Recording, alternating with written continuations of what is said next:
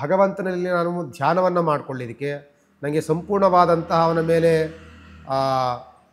ಏನು ನಾವು ಹೇಳ್ತೀವಿ ಮಗ್ನರಾಗಲಿಕ್ಕೆ, ಪೂಜೆಗಳಿಗೆ ಮಗ್ನರಾಗಲಿಕ್ಕೆ ಲಘು ಆಹಾರವನ್ನು, ಸಾತ್ವಿಕ ಆಹಾರವನ್ನು ತೆಗೆದುಕೊಂಡಾಗಲೇ ಮನುಷ್ಯನೇ ಆ ದೇಹ ಜಡತ್ವವನ್ನು ಕಳ್ಕೊಳ್ಳುತ್ತೆ, ನಿದ್ರೆಯನ್ನು ಅದು ದೂರ ಮಾಡುತ್ತೆ.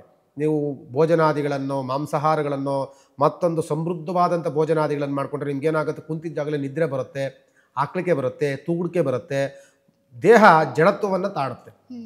ಇದನ್ನು ಜಡತ್ವವನ್ನು ದೂರ ಮಾಡುವಂತಹ ಆಹಾರ ತಗೋಬೇಕು ಅಂದರೆ ಸಾತ್ವಿಕವಾದಂತಹ ಸಸ್ಯಾಹಾರವನ್ನು ತೆಗೆದುಕೊಳ್ಬೇಕು.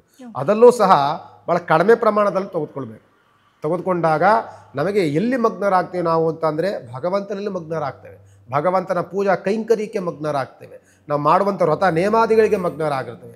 ನಮ್ಮ ಏಕಾಗ್ರತೆ ಎಲ್ಲಿಗೆ ಬರುತ್ತಾಗ ಉಪವಾಸ ಅಂತ ಹೇಳ್ತಿರ್ತೀವಿ. ಉಪ ಅಂತ ಅಂದರೆ ಏನು ಅಂದರೆ ಉಪವಾಸ ಅಂದರೆ ಸ್ವಲ್ಪ, ವಾಸ ಅಂದರೆ ಹತ್ತಿರ, ಸ್ವಲ್ಪ ಭಗವಂತನಿಗೆ ಹತ್ತಿರವಾಗುವಂಥದ್ದು. ಉಪವಾಸ ಅಂದರೆ ಬರೀ ಊಟ ಮಾಡದೇ ಇರೋದಲ್ಲ, ಊಟ ಮಾಡೋದಲ್ಲ. ಉಪ ಅಂತಂದರೆ ಸ್ವಲ್ಪ, ನಾನು ವಾಸ ಭಗವಂತನಿಗೆ ನಾನು ಸ್ವಲ್ಪ ದಿವಸ, ನಾನು ಸ್ವಲ್ಪ ಸಮಯ ವಾಸ ಹತ್ರಕ್ಕೆ ಬರ್ತೀನಿ, ಭಗವಂತನಿಗೆ ಹತ್ರಕ್ಕೆ ಬರ್ತೀನಿ ಅಂತ ಅಂದರೆ ನೀವು ಅದನ್ನೆಲ್ಲೂ ಸಹ ಉಪವಾಸ, ನೇಮ, ನಿಯಮ, ಕ್ರಮ, ಶ್ರದ್ಧೆ, ಭಕ್ತಿ ಜೊತೆಲಿ ಭಕ್ತಿ ಜೊತೆಲಿ ಪ್ರೀತಿ ಇವೆಲ್ಲವೂ ಬರಬೇಕು.